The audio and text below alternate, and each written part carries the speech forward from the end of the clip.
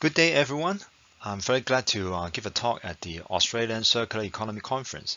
I'm Dan, and today I will talk about the catalytic transformation of plastic waste into aromatic hydrocarbons. So everyone nowadays knows the plastic pollutions, where we will have the plastic pollution from the primary source or secondary source. For example, the primary source may include the medicines, textile, or personal care products, and so that the plastics will become very fine particles and becomes the microplastics or even the nanoplastics. And for the macroplastics, that the plastic products that we trash away, and they may be fragmented or degraded partially, and that become a secondary source to become microplastics or nanoplastic in the environment. Like, for example, the picture on the bottom left corner, that are the farmland soil, and you'll see in basin with the soils that we collect, and you can see the plastic chips that are actually degraded and fragmented and becomes a plastic waste into the environment. That could be present in the farmland soil, or that could be present in the water systems. So with these plastic waste, and that turns out to be microplastics or nanoplastics, in the natural environment, they may be prone to aggregation. That could be homoaggregation or heteroaggregation. And that will be quite difficult to have a consistent and standardized analytical methods. And they are prone to the different influence factors like the solid constituents, the light, the ions in the water and soil system, and the electroorganic matter, and also the other coating that you may have. And with these complications, that would have a lot of environmental implications regarding the transport of the microplastics and the contaminants together, and then the toxicity or the microbial habitation. And obviously, we have a lot of knowledge gaps about the plastic waste pollutions and how to manage it. For example, degradations and the migrations of the microbial communities, and then the toxicity of the microplastic itself and the contaminants associated with it, as well as the gene transfer. So that you will see that we have a lot of problem with the plastic pollution nowadays, and we have increasing societal concerns about it. And with this understanding of the plastic pollution in the environment, those plastic that may be fragmented into micro or nanoplastics may eventually end up into our human bodies, and through different exposure pathways, including like inhalation or ingestion, for example, and that could create some concerns. And that creates some pressures. So if you look at the DPSIR analysis, that the pressure of the plastic waste and the plastic pollution, that we have use of the plastic, the use of resources, use of plastics, and that generates a lot of plastic waste and the disposals, and eventually that becomes nanoplastic or microplastics that will be released and migrate. And then with the current state is soil and water as a sink, and then there will be a lot of social awareness of the plastic pollutions and the impacts that of what we know currently, like with the toxic effects on the soil microbial community and also the groundwater quality and the surface water quality, and they may have toxic effects on the fish and the aquatic organisms. And then the response that we need to reduce the mobility and to remove or reduce the disposal or to have a better management of the plastics.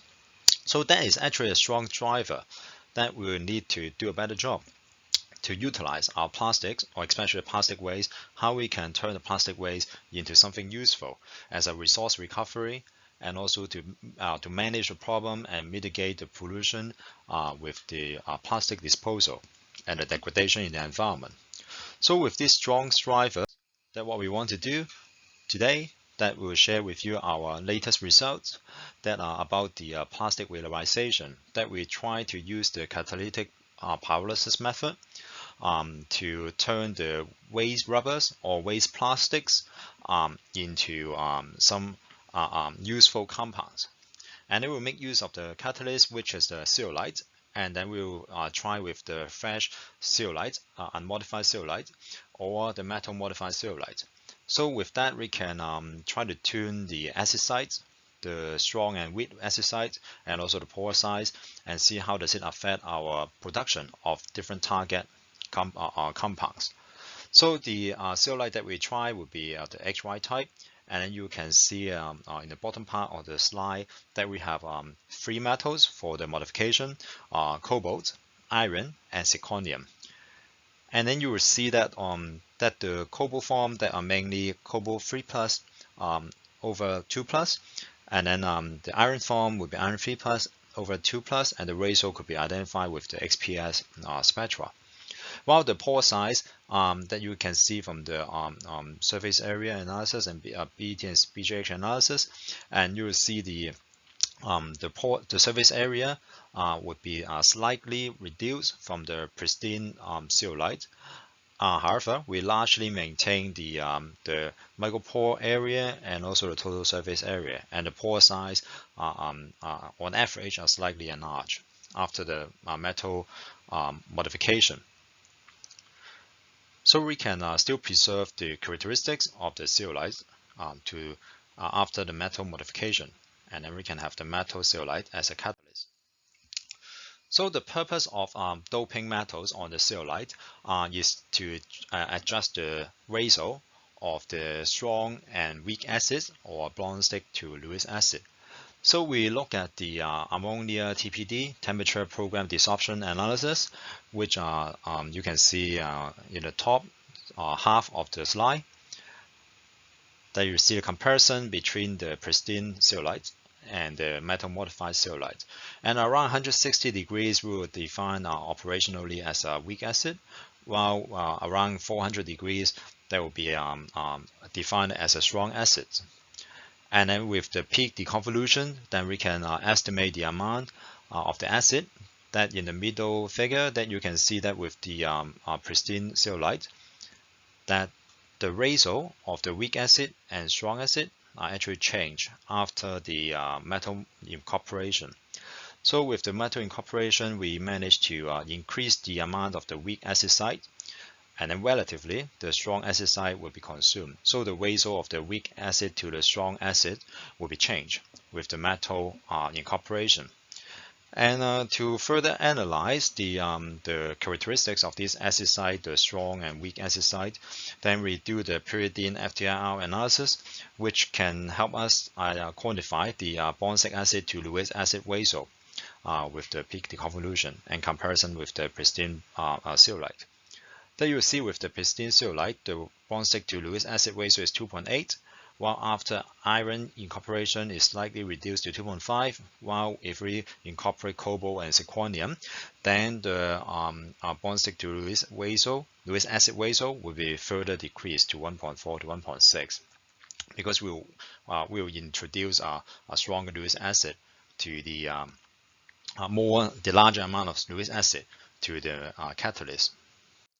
So with these properties in mind, that we have a range of the strong to weak acid site and also the bond-stick to Lewis acid site on our zeolite, then we will see how does it affect and how well it would convert the plastic waste.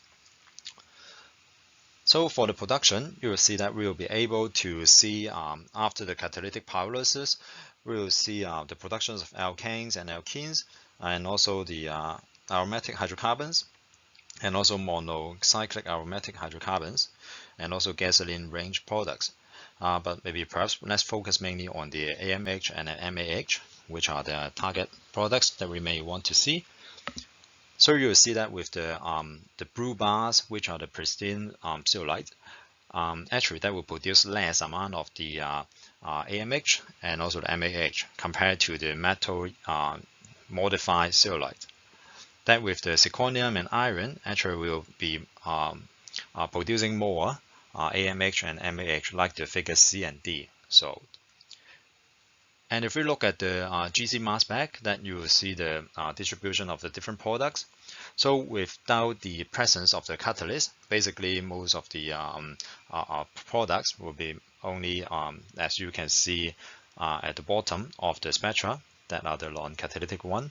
While if you use zeolite as a catalyst, we start to see more breakdown and more products in the gas phase. And if we use zirconium, for example, zirconium modified zeolites, then we'll be able to see like the BTX types of the products that will be more valuable, and that could be very useful feedstock for the refinery industry. And then the mechanisms and the proposed schemes is we believe that the rubbers and plastics will undergo the reactions of like what we saw at the bottom of the slides, and then with the dual Orters reaction, and then with the dehydrogenation and dealkylation, that will produce BTX and other aromatics, which will be very useful in the gas phase.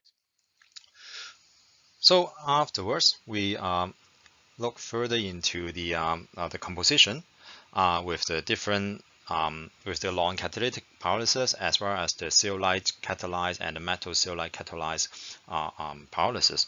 Then you will see that with the zeolite, and also especially with the metal zeolite, that will be able to produce much more MAH in the gas products. And especially like, for example, the BTX, the benzene, toluene, ethyl benzene, xylenes, and alkyl benzenes, that you will see an obvious difference that you can see in the products. And the selectivity, that can be illustrated at the bottom of the circles as well. And afterwards, so we know that the iron and zirconium zeolites will be quite useful, quite effective for producing the AMH and MAH that we want. And then we try to compare different types of the rubbers and plastic waste. So like in the figures in the top half of the slide, that you see waste tie and polybutadiene rubber, and those on the left hand side rubber waste, and then on the right hand side are polyethylene and polycarbonate, which are plastic waste. And you will see that the reactions are much more effective actually for rubber waste alone. When we do it with the single stream of the waste, that the rubber waste would be producing more AMH and MAH compared to the plastic waste if they are treated by themselves individually. But then later on, if we look at the combination of the different wastes together, that for example, we try to combine polycarbonate and also the polycarbonate with the waste tire and also polybutadiene rubbers as well as polyethylene for comparison, then you will see that the polycarbonate itself will be producing more phenols on the left hand side of the figures, while it will be producing much less AMH compared to the combined waste stream. So what we can see is with the combination, selected combination of the waste, plastic waste and rubber waste, we will be able to produce more AMH, which will be more valuable than the simple product that we can produce. And the synergy that what we observe is particularly, for example, that's like with the waste tie and the polybutadiene rubbers together with polycarbonate, that we can produce the more benzene, toluene, and xylenes. And actually the synergy may be more prominent when you are working with polyethylene and polycarbonate. That is part of the reason, maybe because there's the baseline or the single production is relatively low, so it seems like the synergistic increment would be more prominent, would be more obvious. While for the BR is single production is quite effective, so the synergy may be comparatively less prominent. But what we can see with these synergies and the combination, the combined waste stream, that we will see that with the selected combination, we may have the reactions like what we saw at the bottom, that with the crackings and also hydrogen transfer and stabilization and so on, that we can effectively produce more MAH and salts. That could be more effective when we use the, for example, the iron zeolite to do the job with the waste tire or rubber together with the polycarbonate, and then we can have a more synergistic production. So with that, I hope that we illustrate the potential of the different kind of metal catalysts, and also the potential of the use of single stream of the rubber or plastic waste, or the selected combination of the rubber and plastic waste together, so that we can maximize the yield and selectivity of the target products, so that we can turn the plastic waste from pollution into useful chemicals and useful resources. With that, I will conclude my talk, and thanks very much for your time. And if you want more details, please feel free to visit our webpage. And the results that I saw today, I hope that we would turn it into publications, and then you can have more details about the scientific discussion. Okay, thank you very much. Have a nice day.